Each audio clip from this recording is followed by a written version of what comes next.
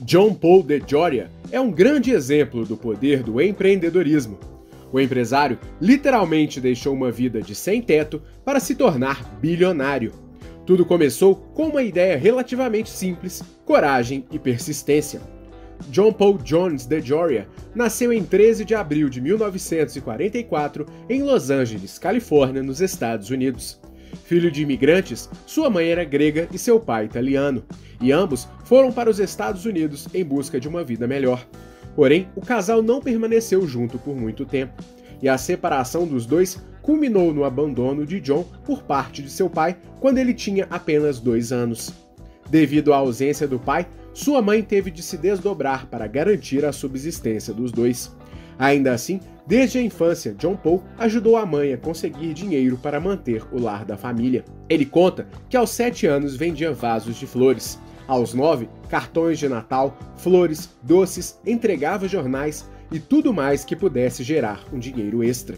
Durante sua adolescência, sua mãe entendeu que não podia mais submeter o filho àquelas condições e o levou para um abrigo público, em que ele pôde ter assistência social e uma estrutura que lhe provesse o básico. Na escola, ele sempre apresentou dificuldades. Ele conta que em um determinado momento, seu professor de matemática lhe afirmou que ele nunca teria sucesso na vida e que ele nunca serviria para nada. Sem enxergar um futuro melhor, John Paul se envolveu com vários grupos de moradores de rua e passou boa parte de sua adolescência andando com os mais diversos grupos de rua. Sem estrutura ou valores familiares, ele conta que aqueles grupos foram muito importantes em sua vida, pois lhe deram uma sensação de pertencimento que até então ele nunca havia desfrutado. Ainda assim, cansado de uma vida sem perspectiva, ele decidiu se alistar para a Marinha Americana e por lá serviu durante 2 anos. Dispensado da Marinha, ele sonhava em se tornar dentista, mas não pôde se dedicar por conta dos altos custos da universidade. Além disso, por ter estudado sempre em escolas públicas e por ter tido dificuldades na vida acadêmica, ele não se habilitava para conseguir uma bolsa de estudos. Dessa forma, ele passou os anos seguintes pulando de trabalho em trabalho. Nesse período, ele trabalhou como faxineiro, frentista e posteriormente como vendedor de seguros e também vendedor de enciclopédias Collier de porta em porta. Além de trabalhar desde cedo, ele também formou família ainda muito jovem e se tornou pai aos 20 anos de idade, logo após deixar a Marinha. 2 anos depois, a história foi semelhante. Sua esposa o largou e ele se tornou o único responsável pelo filho de apenas 2 anos de idade. Para completar, ele vivia uma vida financeira conturbada, e a única coisa que lhe restou foram as roupas e um carro velho. Vale lembrar que nos Estados Unidos os carros são consideravelmente mais baratos do que no Brasil, principalmente quando comparados à renda da população local. Orgulhoso, ele decidiu não pedir ajuda para amigos ou familiares, e nesse período ele conta que recolhia latas e garrafas vazias e trocava por arroz, batata ou por latas de sopa pronta. Mesmo com esse conjunto de dificuldades, ele conseguiu se reerguer e voltou a prover o básico para o filho, trabalhando fortemente como vendedor de porta em porta. Porém, a vida continuou dura para John e seu filho. Nos anos seguintes, ele somente ganhou dinheiro para sobreviver, e em 1980 estava novamente sem esperança e praticamente sem dinheiro. Novamente, ficou desabrigado, e somente contava com um automóvel com mais de 20 anos na época, e praticamente sem valor comercial. Mesmo se vendesse o veículo, ele ficaria sem onde morar, e também sem uma forma de se locomover para realizar vendas de porta a porta. Porém, dessa vez, o futuro empresário tinha um sonho e um amigo que tinha a esperança dos dois. Esse amigo era Paul Mitchell, um cabeleireiro escocês que também já acumulava fracassos na vida. Depois de migrar para os Estados Unidos, ele também já tinha tentado lançar sua própria marca de cosméticos, mas não teve êxito. Os dois haviam se conhecido quando John Paul trabalhou para a empresa de cosméticos Redken, mas foi demitido da empresa. A partir da experiência, DeJoria já havia conhecido bastante sobre a indústria e sobre as imensas possibilidades que lá existiam.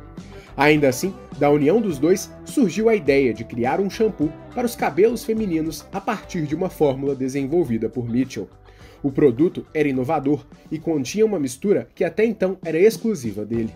Além disso, ele seria vendido somente para cabeleireiros e profissionais do ramo, nunca direto para os consumidores. O objetivo era demonstrar que o produto tornava a vida dos profissionais mais fácil e, ao mesmo tempo, dava resultados excelentes para os clientes. E como Paul Mitchell era cabeleireiro, ele sabia muito bem o que fazia, e o casamento estaria completo com a junção das habilidades de vendas de DeJoria. E dessa forma, os dois reuniram todo o dinheiro que tinham e pediram empréstimos para conhecidos, resultando num total de $700 para abrirem em 1980 a John Paul Mitchell Systems. Não há descrição sobre o valor exato que cada um contribuiu. Mas, com o produto em mãos, John Paul deu início às vendas, batendo nas portas dos salões da cidade, apresentando o produto e tentando conquistar os primeiros clientes. O esforço inicial era feito 7 dias por semana, de manhã, de tarde e de noite, praticamente com descanso só para dormir. Sobre o período, DeJoria compartilhou com a revista Entrepreneur. Quando 10 portas são batidas na sua cara, vá para a porta 11 com um sorriso no rosto. Você deve ter o mesmo entusiasmo na porta 1 e na porta 100. De venda em venda, DeJoria conseguiu um lar, e enquanto isso, Paul Mitchell conseguiu caixa para continuar produzindo novos produtos, sempre com foco na satisfação do artista capilar e do cliente ao mesmo tempo. Segundo DeJoria, o segredo de qualquer negócio é criar um produto que seja capaz não só de satisfazer o cliente, mas que seja capaz de fazer com que ele o compre novamente e indique aos amigos, o que ele chama de reorder business.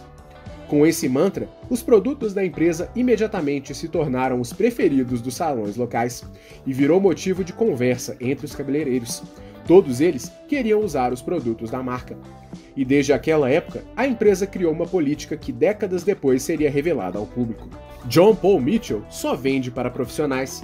Se você encontrar nossos produtos em lojas de varejo, não compre, pois é uma fraude. Fortes em suas convicções, os dois conseguiram conquistar uma clientela fixa, mesmo assumindo que não foi nem um pouco fácil. Segundo ele, se fosse uma empresa um pouco maior, eles teriam declarado falência diversas vezes no primeiro ano. De toda forma, nos anos seguintes, a estratégia de venda exclusiva para os salões deu certo, e a empresa passou a crescer de forma quase exponencial ano após ano, sempre criando novos produtos para o mercado profissional. Em apenas 10 anos, a empresa alcançou o faturamento de $100 milhões. Apesar do sucesso, o amigo Paul Mitchell descobriu um câncer no pâncreas em 1988 e veio a falecer um ano depois. Em seu lugar, seu filho Angus assumiu o papel do pai na companhia.